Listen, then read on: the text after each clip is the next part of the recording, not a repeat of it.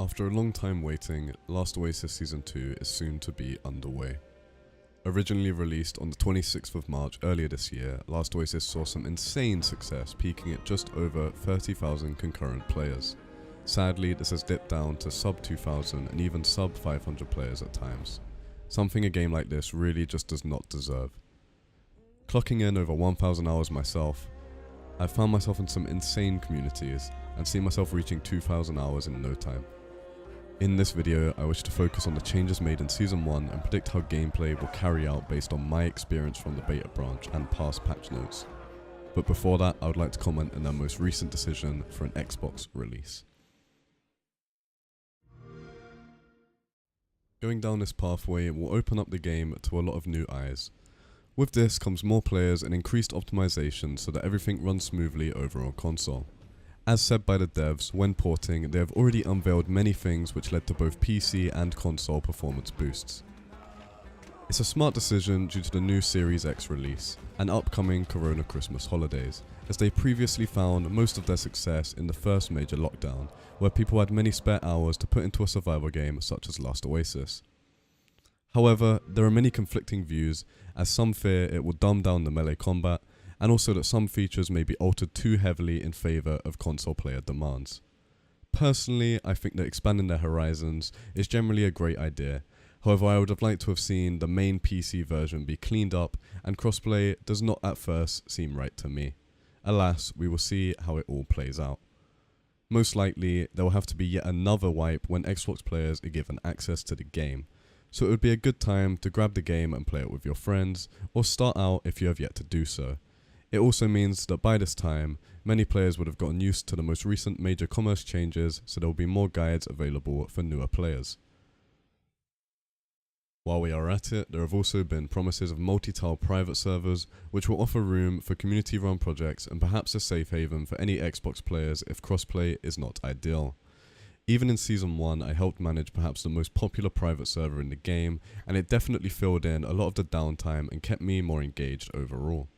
I will definitely be doing this again in Season 2, once again hosting a Fight Club server for duels, group fights and other community events. I just really hope they provide admin tools as well as multi-tile access, otherwise I do not see them being used much more than they already currently are. Once again only being used as a PvE only outlet and the occasional failed PvP server. Moving on then to what has changed since Season 1 and what you should expect coming into Season 2 of Last Oasis. Honestly, this game has changed so much in the past few months, and if you have been absent for a while, I highly recommend jumping back in, as many fundamentals have been changed. At the end of Season 1, we saw many new walkers such as the camel top for farming lava, the panda for transporting many walkers across maps, new bombs, I think we all know what happened with those, the exosuit and Volcanion map. Pushing forwards to the first and probably largest patch so far, the commerce update. This patch was released on the 22nd of October and saw changes that will alter the way the game is played forever. As the name suggests, the economy is now entirely run by players themselves, as there are no longer any auto-generated buy or sell orders in trade stations. In general, the patch turned trade stations into hotspots, offered persistent content through quests, and injected an economy into the game, which is much appreciated, opening up tons of new ways to interact with fellow players, as there is now a universal valuable resource. I know for one, if you played in the beta branch, you would have heard of Laurent in SGB and how we turned a trade station into pretty much an Amazon stock market, offering anything from maps to full quality walkers to small things such as tablets, frags and basic resources, all which could be purchased using flots. So, you can now take quests at any trade station, offering a variety of tasks and rewards which can be collected once the task is complete. You can use F3 to toggle viewing your quests, similar to when you was doing the tutorial. Once again, all items bought and sold are entirely player based, and they have also added auctions to trade stations. Each trade station will have its own auction ending at different times, and you can bet against others for a specified loot box. Each time you place a bid, the timer will increase slightly, and if you win, it will be sent to that trade station's vault. Plots are now a physical resource that can be withdrawn or deposited through trade stations, and you will need to carry them around to use on the wandering merchants or to simply transfer to other players. You can donate these slots into your clan bank, which can currently only be used to bid on slots for maps at set time intervals. Multiple clans can purchase these slots, however the smaller scale of the beta branch means that this feature has not yet been tested enough to see any real benefits or cons. Whenever you place an item on the market, you will be charged with a listing fee. This is to counteract the old habit of stashing items inside the trade station and using it as a 100% safe storage point. When your item is sold, an additional very small percentage will be given to the proxy owner, similar to when you farm normal materials. The Ancient City is perhaps one of the best looking maps so far. It offers a wide variation of hills, cliffs and valleys with a central decrepit city surrounded by an array of vibrant trees. The rocky terrain means it is rather easy to get stuck, but the large bridges offer themselves nicely to the wingsuit playstyle. Wandering merchants are found more easily on this event map and are a great outlet to pump your slots into. Generally, merchants will offer to buy items such as potions and water, or sell items like frags, tablets, proxy licenses, wanderers potions modules, and strong boxes that you get from auctions at a set price, although these can only be bought from merchants that are on the Ancient City.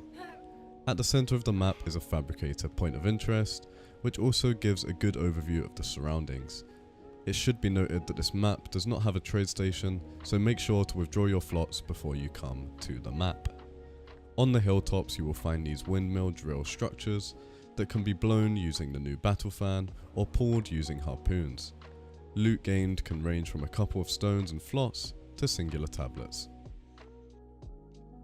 The Siler is yet another new walker to the game, but unlike the others has actually made a substantial impact on gameplay.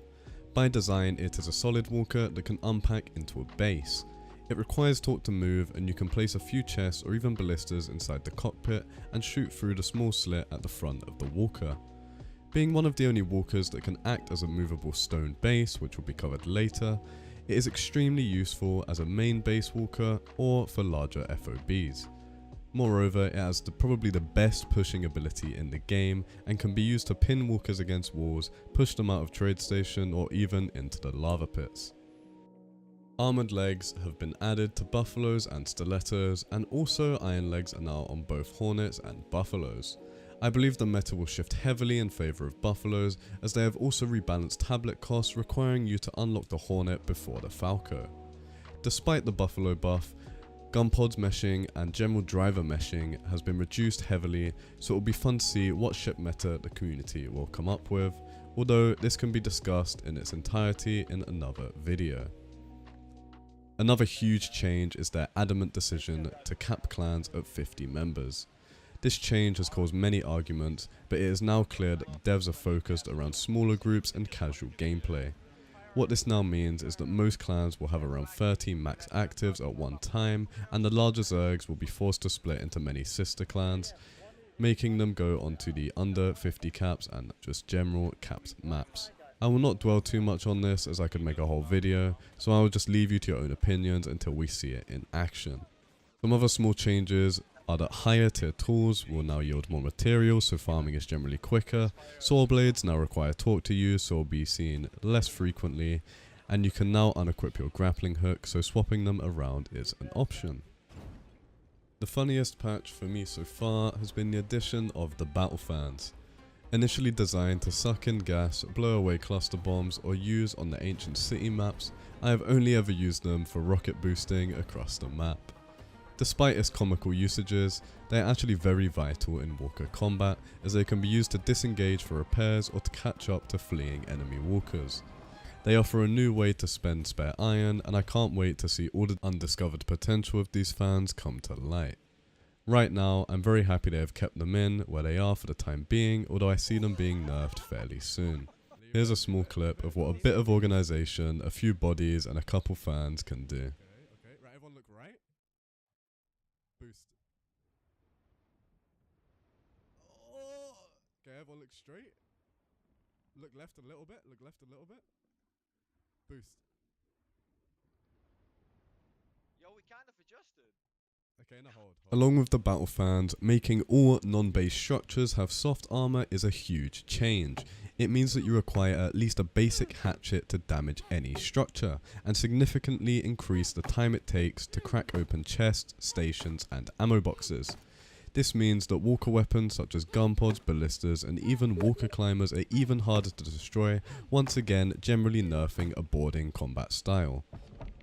This next patch, which introduced the Hercule Walker, that is similar to the Camel Top but this time specialised for torque production. I've barely seen anyone use this as it is not too efficient, and barricading in torque windmills still seems like the best avenue for generating torque. Next, however, is probably one of the most significant changes so far. Currently, you can only spawn at beds, trade stations, or a singular walker that you have set as your respawn point. This change has effectively neutralized clown carring and significantly increased the time it takes for a clan to bring in reinforcements. It also forces clans to be smarter about how many people they are taking into other maps, while incentivizing having home tiles and playing around a small area of protection.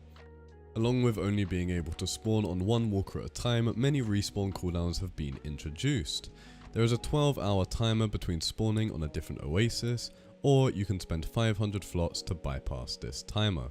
When spawning on a new map, you cannot spawn on beds or walkers for 5 minutes, however you can still spawn in trade or use the new spawn in off-map lobby feature to retrieve a walker, cutting out the unnecessary run between the desert and the L zone. This feature assists clans reinforcing their members as it means all players can now spawn on a map and instantly go to the lobby while waiting to be added to the crew. You should also note that the spawn near death location feature has now been completely removed. Overall, they have put a lot of effort into making you stick with your walkers, meaning that naked griefing, scouting, and similar activities have been greatly reduced. The maximum walker upgrade cap has also been increased from 6 to 20. This change provides more later game goals, as flot costs for each upgrade increases drastically as you go up the levels. However, at max level, you can begin to worry less about quality, as 20 module slots is already enough for most general use walkers. In the same vein, the total amount of modules you can have on a walker has also essentially been increased. Base decay, similar to what we see in Rust and other survival games, has finally been added. No longer can people spam permanent foundations around your bases or build Great Walls of China and FOBs without repercussions. You can build a maintenance chest on your bases and place in materials so that it does not decay, and you will be taxed over time. With the addition of stone walls, an extremely cheap solid structure that can be placed on the Balang and Sylar walkers, raiding early game is impossible until hard map release. Even with the Hellfire bolts, defenders only need to pull them out or swing at them a few times before they break. Therefore, hardened bolts were introduced so that the cost of the bolts are actually reflected in their health. However, a simple explosive dart can still destroy them, meaning that basic preparation makes it insanely costly to online raid any stone base. On the topic of raiding, all walkers have now been made robust, meaning that their hull can be damaged by any form of ammunition. This means that later in the season, legging and then draining water from afar will probably become the norm, although I have not noticed it too much in Beta Branch other than the minor water leakage you get from people missing their shots. More importantly, this means that proxies can be destroyed with darts, bolts, etc, and although it may seem strong at first, alongside the new changes they have made to proxies, it is definitely going to be needed. Finally, scattershots have made an appearance to the game and have been buffed to the point where they are actually viable in battle, perhaps even better than ballistas. They can one-shot people at close range and deal a lot of damage to legs or wings in short amounts of time if your positioning is correct. Frequently I see ships having both ballistas and scattershots, although weight is becoming an increasingly vital factor in water combat, meaning that specialized walkers such as suicide scattershot dinghies are becoming more and more relevant. On this point, with the new respawn changes, you will find yourself using multiple ships in larger fights, especially if larger clans are picking up members from multiple maps. A cool little addition that's been added is that chests can now store double or triple the amount they used to based on whether it's a medium or large chest. This has been a really nice quality of life change, along with naming of structures. The only thing now missing would be something along the lines of an auto sort feature. The amount of respawns in beds has also been decreased from 50 to 10, significantly reducing the effectiveness of FOBs, although you can always just build more. The Balang is the little brother to the Sylar, and I see it being used by almost any player in the early game as a movable, impenetrable base that carries heaps of respawns is any nomad's dream. Some people may think it's OP, but safety for smaller groups and more safety in general gets people into the map so that everything is more active, and also means that you can bank up some more materials before hard maps are released. If people have that background safety, it means that hopefully they will roam more, resulting in more fights and general interactions. However, with the strength of these bases, offline raiding is becoming more normal, and raiding bases in general has seen a decrease. Dueling, a long-awaited feature, is now on official servers. You can press F on anyone in the center of a trade station and place a wager of up to 10,000 flots. No longer do you have to spend tons of gear, durability and bandages to train. Honestly, this is an equally great feature for both the ego warlords and the new players just wishing to train. Okay, on to the big one. Proxy vulnerability window has now been increased from 1 to 3 hours. Not only that, but the health of proxies has now been increased all the way up to 100,000. This means it now takes around 120 fire arrows as opposed to around 40 to burn a proxy. Honestly, I do not know what to think and can't decide whether it is too easy to attack or defend. To build a proxy, the licenses also cost 100,000 flots, so I'm hoping that we will see the most diverse world map we have had in a while. With the new changes to being able to damage proxies with bolts and ammunition, and the fact that repairing is over time, although combat tagging is now gradual, so if you stop attacking the proxy for less than a couple minutes, they will then begin repairing. Once again, this is one of those topics that I could go on for quite a while, so I would choose to abstain and see how all these changes play out. Just to brush over a few noteworthy changes of the patch, doors can now be kicked open at half HP, allowing you to punish poor building and improve raid dynamics. Catapult boulders have been buffed by 50% damage. You can now safe log out enemy ships. It takes 15 minutes and gives them an alert which can be cancelled by any action on the walker. I'm assuming this is to counter Sylar spam, but will also help out sister clans keep track of ally ships. You can also no longer craft in the logout zone or protection bubbles. Again, another thing forcing people to actually play on the maps that the game has provided. Also, a base walker packer has been added, which improves the general safety net once more and makes transporting walkers across map more manageable, although this, as well as everything else mentioned in this patch, has not been tested too much since it has just been released onto the beta branch. So any meaningful action that you do in the trade station will now reset your protection timer. This isn't too big of a deal as you can no longer craft inside trade stations, so all it's really doing is allowing you to duel and trade for an extended amount of time.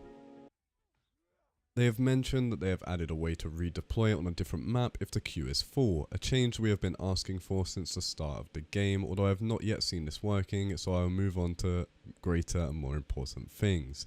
The nerf to the No Madness bomb. Having one of my clan names brought up was quite fun to see, and although No Madness bombs were fun while they lasted, they definitely required a nerf. All equipment now has durability, meaning that when you die, your precious wingsuit will take some damage, but more importantly on the topic of mobility, grappling hook stun has been removed. That means when you grapple someone's body, they no longer lose momentum. Personally, I do not like this change, as it was one of the only ways to deal with people always running away, and was an insanely good tool in melee group fights or against certain weapons that people never really took the time to learn and use well enough. Also with the buff to javelins, I can already see people running full mobility with paddle staffs, tossing jabs around, although this is another one of those things that will only be revealed through practice. Congratulations, you have almost made it through the video, and there is just one more small patch note to go over. The main thing here is that quality of walkers and stations is now not visible to anyone outside of your clan. I believe this was made to disencourage zeroing of stations and walkers, but knowing the community will probably have a backwards effect and make people want to zero everything. Regardless, it should at least help out the small players when getting griefed, although everything having soft armor was already a pretty big deterrent. Anyways, it's good to see that they are taking the most upvoted and commented on Reddit posts and actually implementing some of these suggestions into the game. So I'm just going to go off the top of my head and give some suggestions on what I think the first few days of the wipe are going to be like. Obviously, I recommend that everyone would get a Belang Walker, and we're going to see a lot of stone bases around as people will know that they are impenetrable. I'm hoping for between 2 to 5k players back, because I know a lot of clans already have over 100 players and are planning to split into multiple sister clans. This means we should get a lot of dynamic fighting, hopefully some free-for-alls, and just a general good season 2. As always with a fresh wipe, people are going to be rushing proxies, although this time it's a bit different as they now cost 100,000 flots, so you will not be able to afford spamming them all over the world map.